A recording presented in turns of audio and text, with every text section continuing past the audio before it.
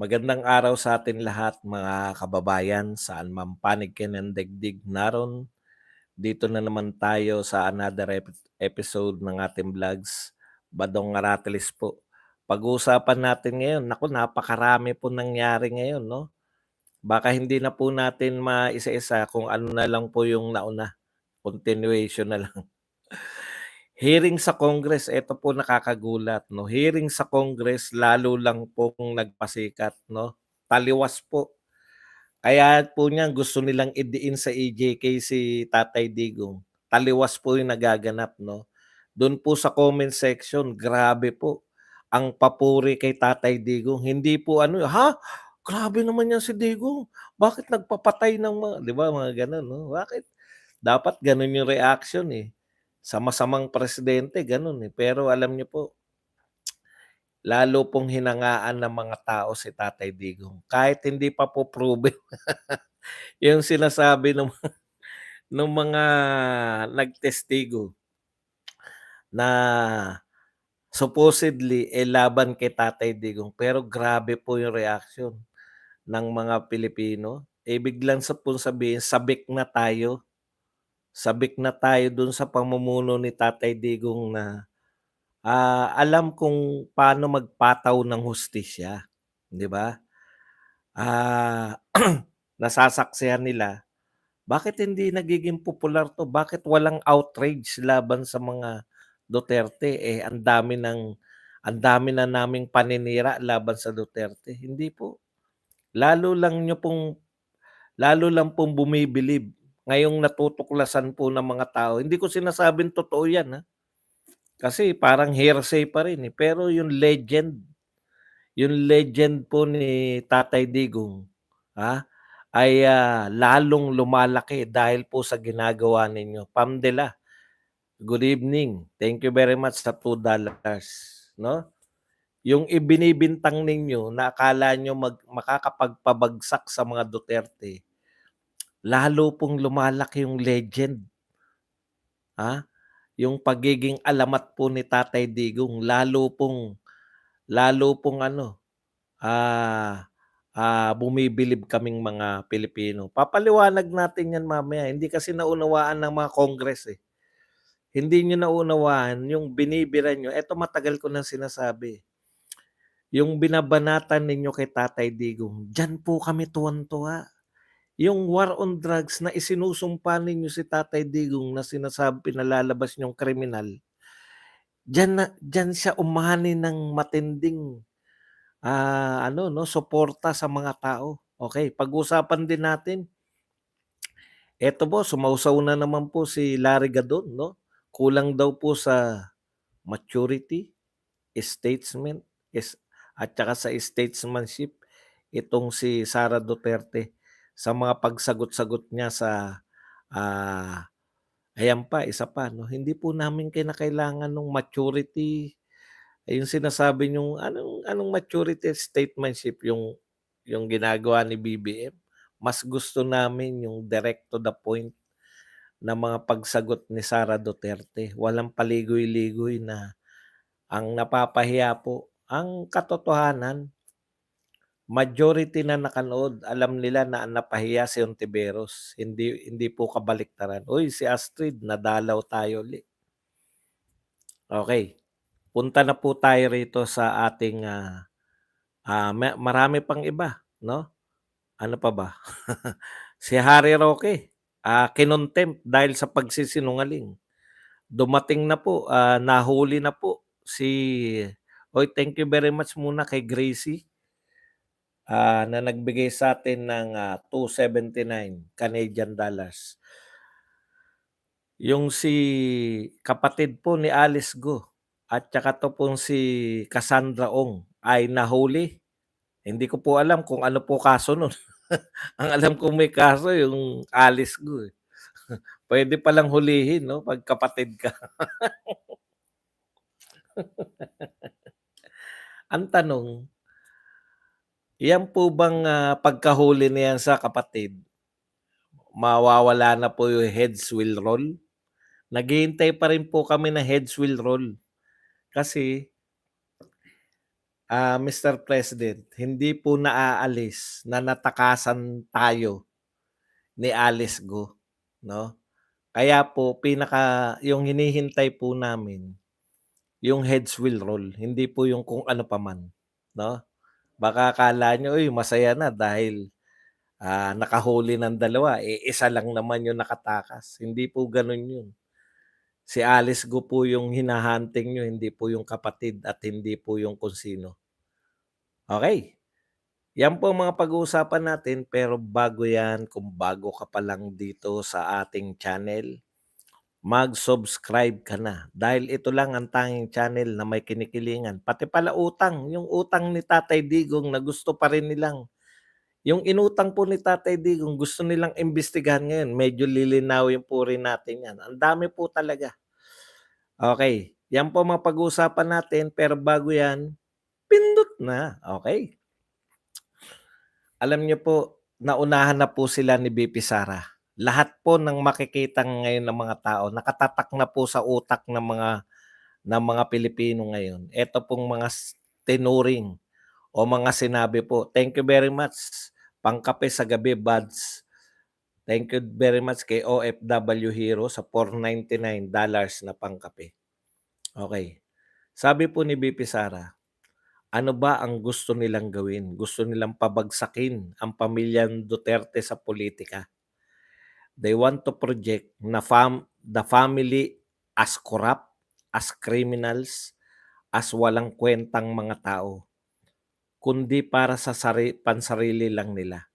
Ganito kami dahil we are a threat politically and for power. Yan po. Sinamarize po. Kaya yung mga future na ginagawa, pansin na pansin nyo naman, no? Yung Quadcom, nag-create ng Quadcom para po ang punot dulo, ang ugat ng lahat ng problema sa Pilipinas, Duterte. Mapa Pogo, mapa War on Drugs, mapa AJK. Nag-a-appear na nga na parang para silang investigador para sa ICC. Nakikita po ng mga tao yan, no? Hindi po kayo makakaligtas diyan sa Kongreso. Kikita po ng tao yung ginagawa ninyo. Akala nyo naka-jackpot na kayo, no? Akala nyo siguro, una, nilabas nyo si Guban. Ano reaction ng mga tao? Hearsay lang yan. Di ba? Sino ba yan si Guban? Hearsay. O ngayon, eto na naman po. Eto po kakaiba. Sa totoo lang po, nabigla siguro ang lahat. No? Hindi ninyo ine-expect. Ang akala siguro ng mga congressman, sana marunong kayong makapa ng tao, no? Sa bagay kung nakaano na yan, meron na silang ano eh, no? Yung ang naririnig nila nakapaligid sa kanila, galing nyo Kong. Ang galing, babagsak na Duterte niya. Ang galing. Baka mga praismen, mga taga-puri lang ang nakapaligid sa inyo, eh mamamali po kayo, no? Tignan po ninyo yung reaction habang kayo ay halos mamatay-matay kayo sa pagdadawit kay Pangulong Duterte. Una po, yun nga yung punto ko kanina, no? Una, sa usaping legal, imposible po, direkta na sa killer. Kumbaga yung supposedly, yung di umano ay mga, gumurgur sa mga drug lords. Direkta na, eh. Alam na nila kung sino yung nag-utos, eh. Wala ng yun yung mga pinaka-imposible sa lahat, eh. Wala na pong layer, 'no? Parang kulang na lang sabihin, "Ako po ay direktang tinawagan at inutusan ng Pangulo ng Pilipinas para gawin yung krimen na ito." 'Di ba? Gano'n yung ano, eh, gano'n yung datingan, eh. Pero gano'n pa man, ah, parang napaka-imposible sa isang presidente na direkta mo parang hindi talaga ako makapaniwala, eh. Yun yung pinaka-imposible sa'kin, eh. Kasi sabi ng isa, narinig ko, eh. Kino-congratulate yung nag-utos sa kanila, direkta talaga. Sabi ko, imposible. Dun nga kay Bantag, eh, ang dami pang layer, eh. Hindi pa talaga yun yung kumausap, naririnig lang nila ito ay utos, hindi pa bantag ang sinasabi, tanda lang.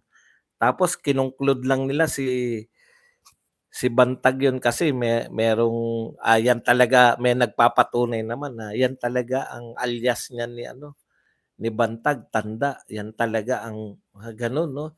Yung pakawin ka ang dami pang dinaanan bago mo matukoy na, di umano yung mastermind, si Bantag. Pero dito direkta, eh, tumawag yung presidente ng Pilipinas, narinig ko, kaboses talaga. Grabe 'no, hindi hindi na ginandahan talaga yung script, eh, 'no? Direkta na, narinig na nung gumurgur mismo. Parang ang layer from president to gumurgur, wala ng ibang pinagdaanan. Napakatindi naman nung kuwento na 'yan. Pero gano'n pa man, eto po yung reaction, eh, ano po ba yung katotohanan? Tapos iko-conclude nila, ano yung conclusion ni Luis True? Basahin ko lang, "Systemic attack against civilian population." Civilian population pala yung drug lord. Alam ko civilian 'pag sinabing civilian population yung mga walang muwang, eh, 'di po ba? Kailan pa po naging, civilian population ang tawag sa mga drug lord? Hindi ko mare-reconcile sa utak ko yun, eh.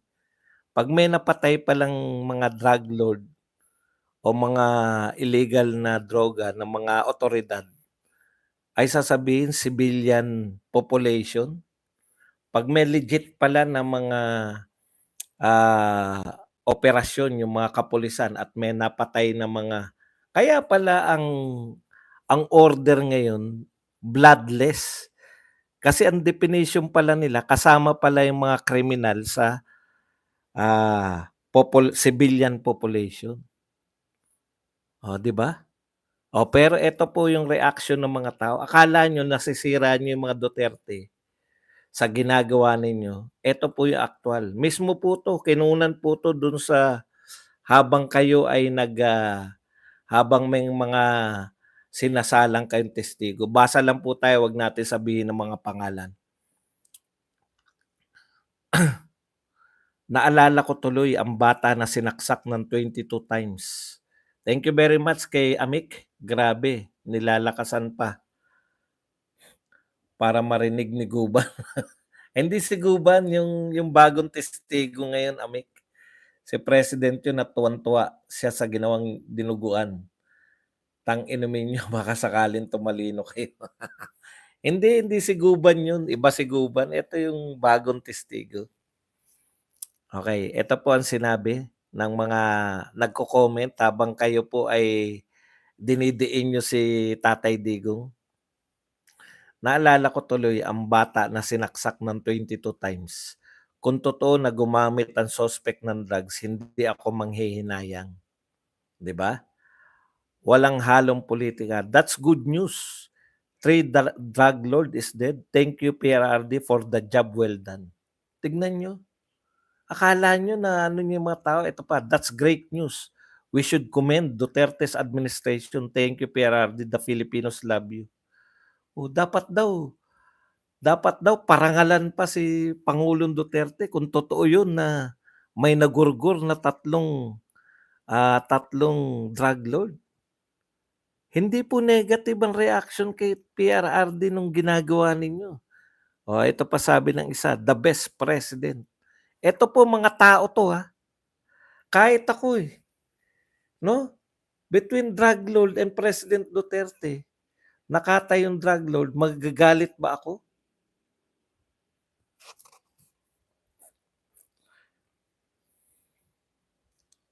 Big salute to our best president who served the country for the welfare of innocent, abiding citizens of the Republic of the Philippines. Whatever happened, the silent majority will always protect you, sir. Mayor President Rodrigo Duterte. Ang daming mga comment, no? Na akala ninyo yung expose ng dalawang bago ninyong, testigo, akala ninyo negative yung magiging reaksyon ng mga tao, hindi po, pinaparangalan po.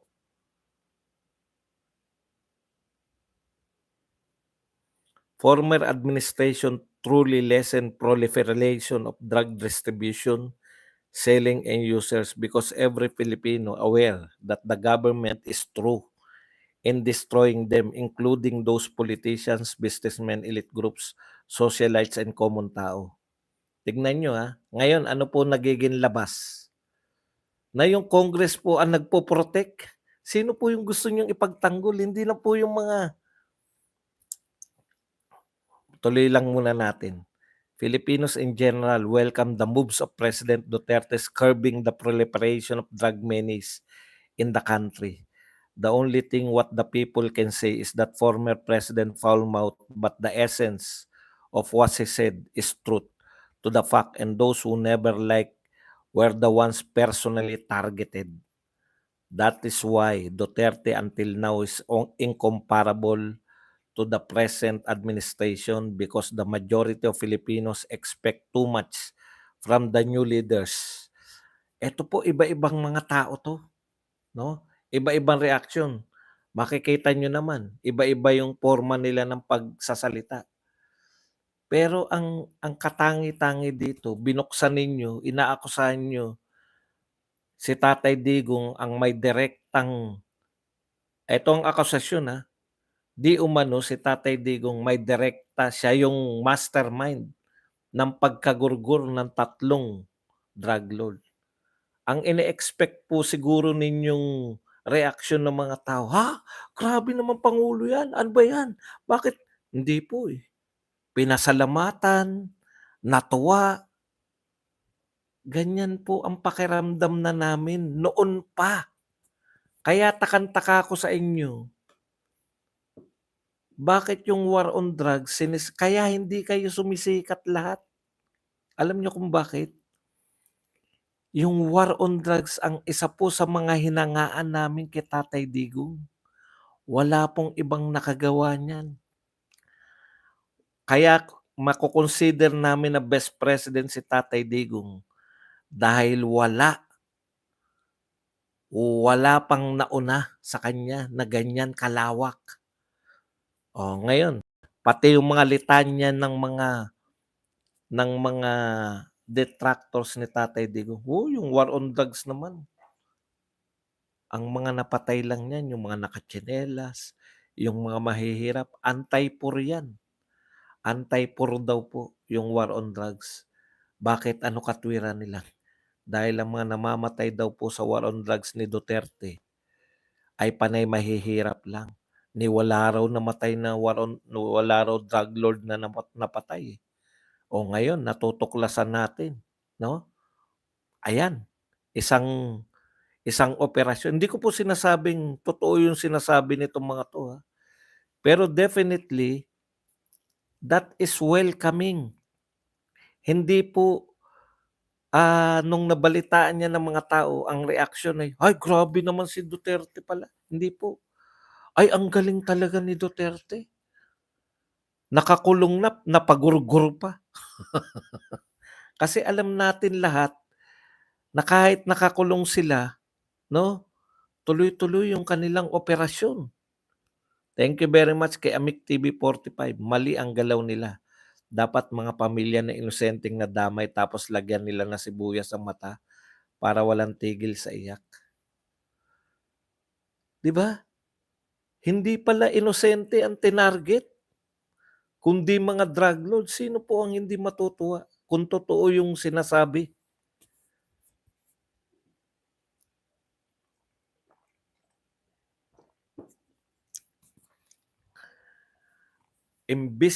Kaya baliktad yung Congress, eh. Alam niyo ang ginagawa ninyo? Imbes po na si Pangulong Duterte at ang kanyang anak na si VP Sara madamay na et cetera, hindi niyo po napapabagsak ang mga Duterte sa ginagawa niyo. Eto real talk tayo. Hindi niyo napapabagsak ang mga Duterte sa ginagawa niyo kundi pinalalaki niyo pa yung legend yung alamat ni Tatay Digong lalo niyong pinalalaki. Kasi walang nakakaalam niyan, eh, 'di ba? Isang bagsakan may 3 drug lord na pinagurgur, legend 'yan. Legend yung siyempre, hindi natin alam kung totoo 'yan o hindi. Pero dagdag po 'yan sa legendary, ah, na pakikipaglaban ni Tatay Digong sa droga.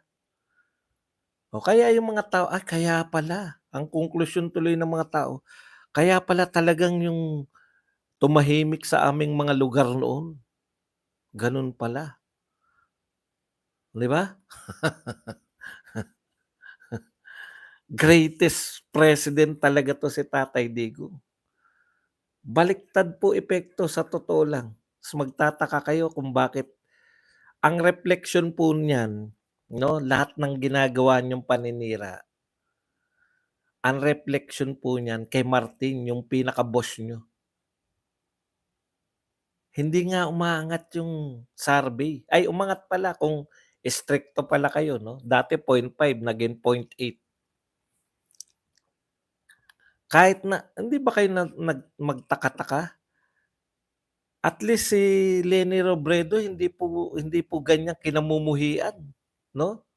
Maraming namumuhi kay Leni Robredo pero hindi po, itong administrasyon na 'to, grabe po ang pagkamuhi rito kay Martin. Siyempre, wow, sarap ng kape. Okey, punta po tayo rito sa iba pa. Sabi na sa inyo punong-puno tayo ngayon, eh. Eto po, si Garin. Grabe rin 'tong Garin na 'to 'no, talagang hindi ko alam kung personal din ang galit nito, eh. Sabi ni Representative Janet Garin, sabagay mga madidikit kay yung ano rito madidikit kay ano, eh, kay, President Duterte yung mga umaatake rito si Priscilla Almeida. Ah, Ma'am Priscilla Acosta, hinihintay na po namin yung pag-ano niyo na kayo'y tatakbo. Nagbigay po kasi si VP Sara na 'pag tumakbo si Acosta susuportahan niya, eh. 'Pag naging senador yan, yari ka Gary. Kaaway ni Acosta 'to sa dingbaksya, 'di ba? Ano po yung sinabi ni Garin? Ito po, pakinggan niyo po 'to, Sabi ni Garin, "Nung pandemic kasi, parang naging excuse na umutang kaliwa't kanan. Nakita naman natin na ang daming inutang para sa bakuna. Again, a no-no. Loans should be dealt sacredly kasi minsan madaling umutang, pagkatapos bahala na si Batman na bayaran." Tindi 'no? Ngayon lang po namin narinig na meron pong, tutol pala na umutang tayo sa bakuna. Kayo po yung naghahanap ng bakuna nun, eh. Wala po sa budget, wala po sa regular budget, ah, ni ng Duterte administration, 'yan pong, bakuna 'no, sa COVID kasi wala talagang COVID, eh.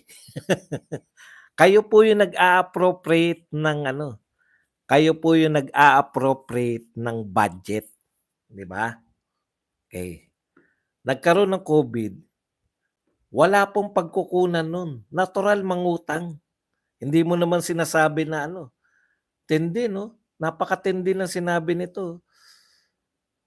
Nung pandemic kasi parang naging excuse na umutang kaliwa't kanan, nakita naman natin ang daming inutang para sa bakuna. Again, a no-no. Dapat daw hindi ginawa yun, grabe naman.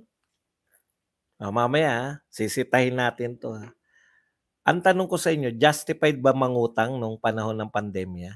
Justified. Ano po yung pagkakautangan? Naka-lockdown po yung mga tao, 'di ba? Walang hanap buhay, kinakailangan ng ayuda. Wala namang budget sa ayuda. Ano pong ginawa ni Pangulong Duterte? Umutang.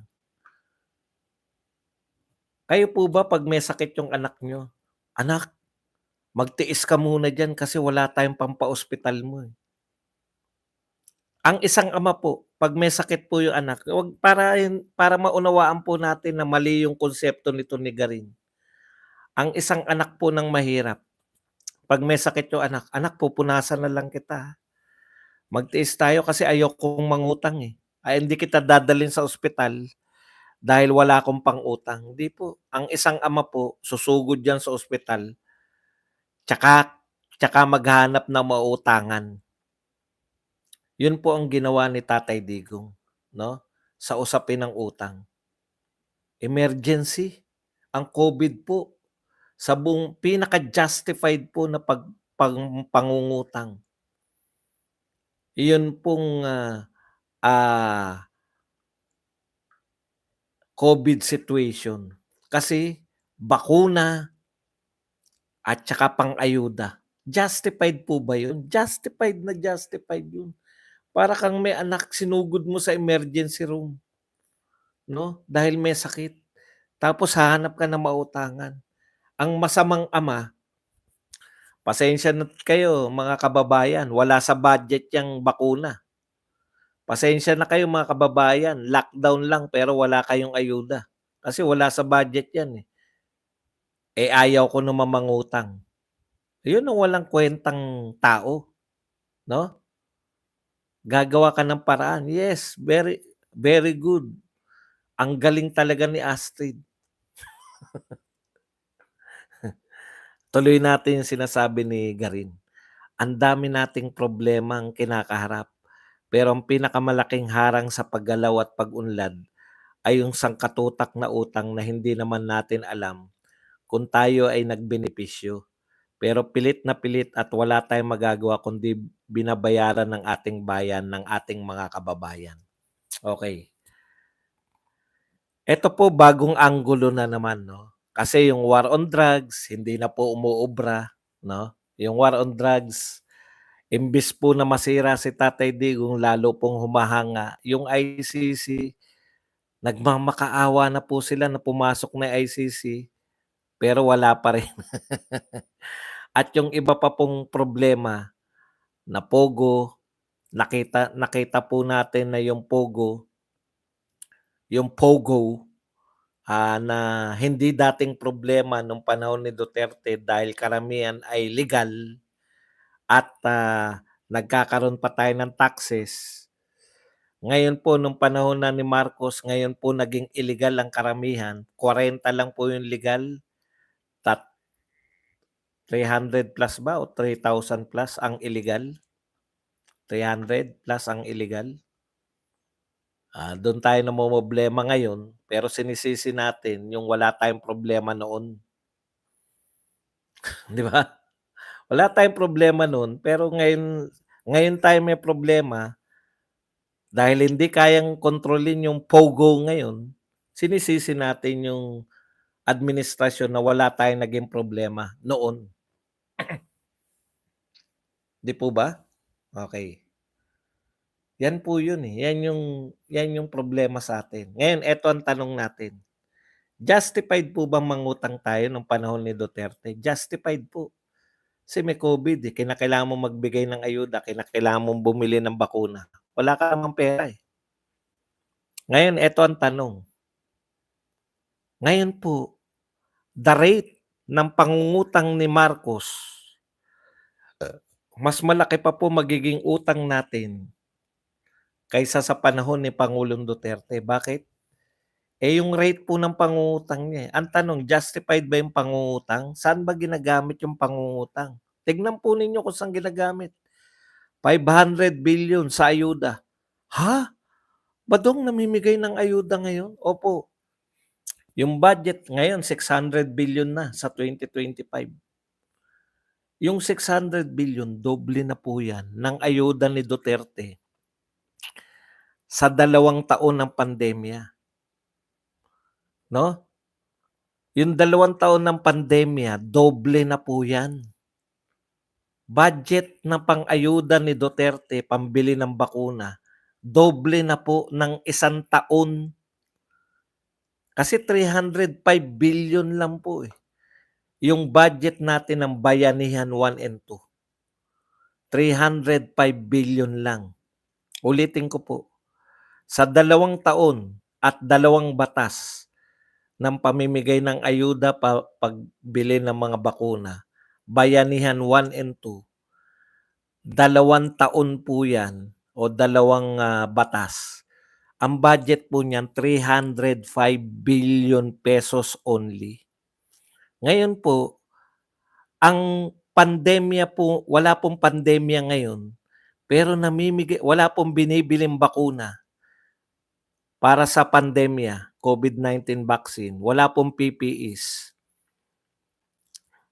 Pero ang inutang po natin, ang ating pong pang-ayuda ngayon, 1 taon lang, 600 billion. Yun ang tanong nyo, justified po bang mamigay ka ng ayuda ngayon kahit walang pandemya? Yun yung sagutin mo, Garin. At dahil diyan, umuutang tayo. Nagkakautang tayo dahil diyan sa pag-aayuda natin. Umuutang tayo. Ngayon, tapos na yan, eh. Yung kay Tatay Digong, bakit ang hindi mo imbestigahan, Garin, no? Yung patuloy na pangungutang na kasing laki ng pag-utang o mas malaki pa ang inuutang natin ngayon. Kay Tatay Digong nakikita natin proyekto, nakikita natin may proyekto, nakikita, nararamdaman, naaamoy ang mga proyekto nung panahon ni Duterte. Ngayon, wala kang makitang proyekto, tapos ang laki ng budget sa ayuda. Tanungin niyo sarili niyo, kamag-anak niyo kung nasa abroad kayo, nakatanggap ba kayo ng ayuda ngayon?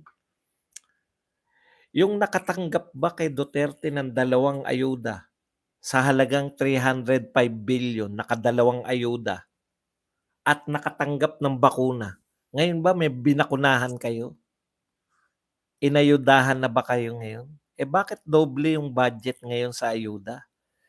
Bakit hindi mo tignan, Garin, yung pangungutang ngayon? Walang pandemya ngayon. Bakit ka mangungutang para sa ayudang 600 billion? Hindi ko pa po sinasabi diyan yung 1.4 billion a day sa flood control.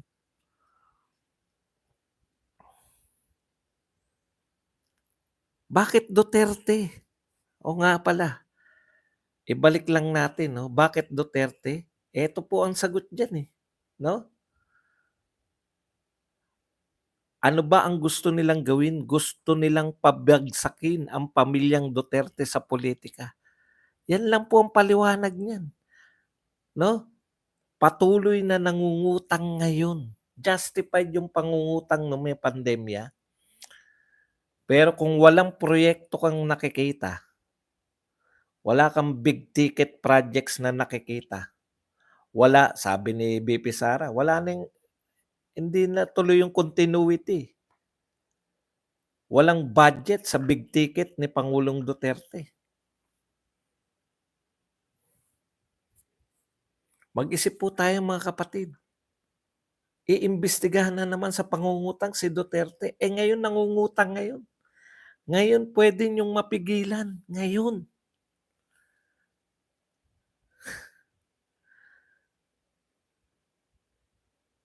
Hindi pa kayo sapat diyan. Walang epekto, eh. Hindi bumabagsak yung popularidad ng mga Duterte. Hindi rin tumataas si Martin. Walang epekto yung mga quadcom nyo. Dadagdagan nyo naman ngayon yung malapit sa bituka ng tao. Wete. Ano, ano ko ba naisip yung wete? Okay, punta na po tayo dito kay Gadon. Inakusahan po ni Larry Gadon, no, si VP Sara, na kulang sa experience, maturity at statesmanship. Experience, sorry po, Larry Gadon, ikaw ang walang experience, 'no? Si VP Sara lumaki na 'yan sa politika. Two-termer na, ah, mayor, hindi ko alam kung ilang beses siya nag-vice mayor, 'no? So, may kakayahan na po 'yan, may experience na po 'yan executive, alam niya po yung ginagawa niya. Hindi po bagito 'yan katulad ni Lenny na lutang, 'no? Kaya walang maniniwala sa'yo kung experience at experience lang. Yung sinasabi mong maturity at saka statesmanship. Ang statesmanship kasi sa inyo yung mang-uto, eh, yung malumanay na pananalita pero nananaksak sa likod. Yung ginagawa ni Bongbong Marcos gano'n ba yung may statesmanship? Okey, eto po yung mga sinabi ni Larry Gadon kung bakit daw siya dismayado. Doon sa naganap na budget hearing, pakinggan natin si Gadon, doon sa naganap na budget hearing ng Senado tungkol sa budget ng Office of the Vice President, wala akong nakitang kamalian sa katanungan ni Risa Hontiveros at lalong wala rin akong nakitang pamumulitika do'n. Siyempre kakampi mo 'yun. Kaya ako dismayado sa mga kasagutan at mga komento ni VP Inday Sara sapagkat para sa akin ang mga tinuran niyang mga kasagutan ay mga komento ay incoherent at irrelevant do'n sa issue ng budget. Yan po ay relevant. Relevant na relevant yan kasi gustong tanggalin, 'no, paliwanag lang natin 'no, para rin po 'pag kayo tinatanong. Gustong tanggalan ng budget si VP Sara, 'no? Hindi lang po yung 10 million eh, kasi yun lang yung mga hindi nakanood ng budget hearing sasabihin 10 million lang naman ibabawas, sige erase na lang natin yan, mag-ambagan na lang tayo, tayo na bumili ng libro. Kayang-kaya naman ng mga Duterte yan, 32 million tig-pipiso lang tayo pasok na yung 10 million, 'di ba? Hindi po yan yung usapin, eh, ang usapin po rito yung sinasabi niyong irrelevant yung sagot. Paano naging irrelevant yun? Hindi lang naman po yung 10 million yung gusto niyang gurgurin. Ang gusto niya pong, ang gusto niya pong tanggalin yung budget para sa burial, budget para sa medical, budget para sa, business taday, budget para sa educational, lahat po ng budget ni VP Sara, sinasabi niya po duplication. May mga, ano na po, kaya sinagot niya ni VP Sara kung saan nanggagaling yung pagtatanggal ng budget. Nanggaling yang pagtatanggal ng budget dahil sa sinabi sa Akbayan Congress, sinabi nito ni Risa Hontiveros, 'no, na kinakailangan mawala sa kapangyarihan si VP Sara dahil malaking bagay yung hangga't may power si Sara Duterte makakabalik yung mga Duterte. Amik, thank you very much ulit sa ₱499 kasama pa ng emancipation ng mga agrarian reforms beneficiaries sa bayanihan 'to.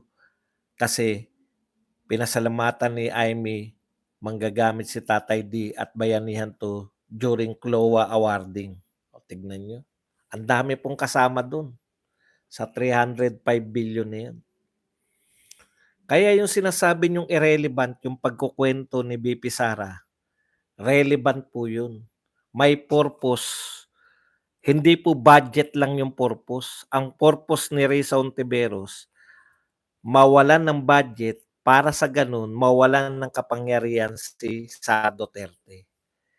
Alam niya kasi nagagamit ng BP yung budget ng Office of the Vice President, nagagamit ni VP Sara para maging lalo silang lumakas sa tao kasi 'pag may humingi ng tulong, nabibigyan nila ng tulong. Ang gusto ni Risa Hontiveros, 'pag humingi sa kanila ng tulong yung tao, ire-refer nila sa DSWD, ire-refer nila sa DOLE. Eh, ano reaksyon ng tao? Anong klaseng Vice President 'to? Yun yung gusto ni Ontiveros, 'di ba? Thank you very much kay Deans Encar na nagbigay ng 4 Saudi Arabian Riyal.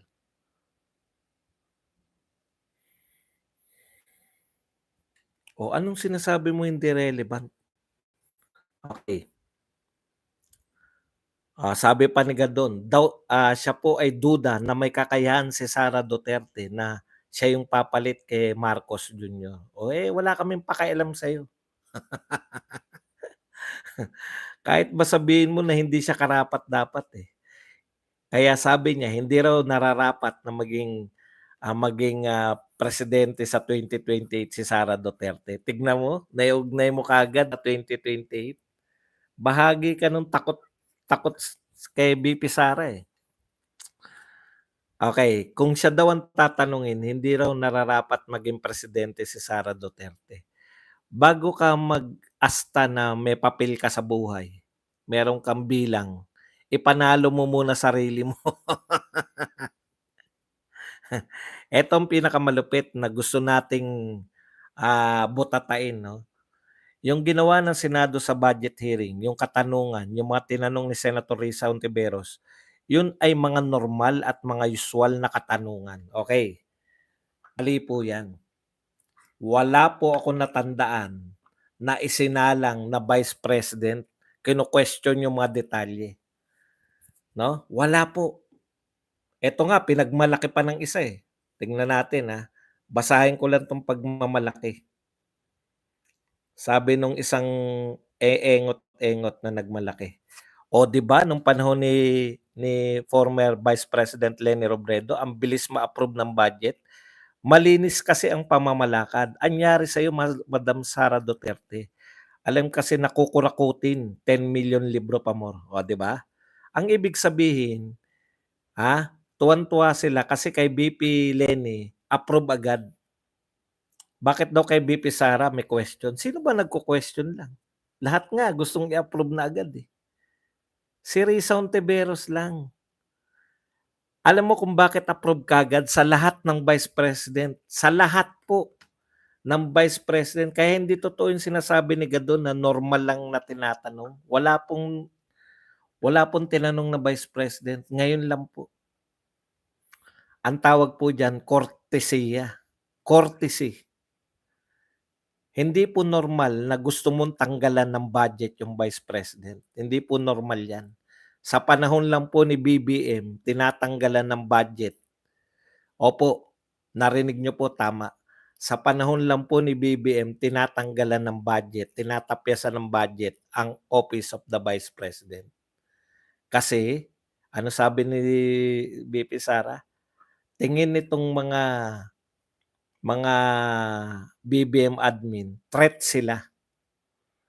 Yung Duterte ay threat sa tao na gustong maging prime minister kung matutuloy yung tiyatya, 'no, or magpresidente kung hindi matutuloy yung tiyatya. Yan yun, 'no? Yan yung nangyayari. Ang haba, ang dami pa nating gustong pag-usapan 'no, pero talagang eto grabe yung mukha ni Risa Hontiveros, oh. Eto po latest na mukha ni Risa Hontiveros ngayon, hindi na po makapag-ayos. Ganyan na po naging itsura ni Risa Hontiveros buhat nung nagkaharap sila ni VP Sara Duterte.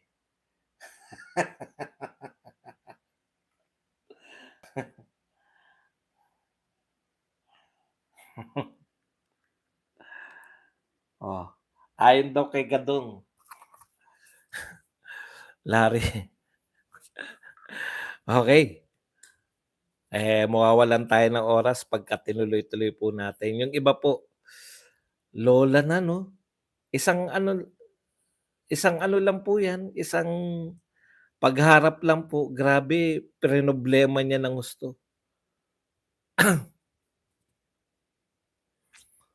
Okey, alam nga namang pindutin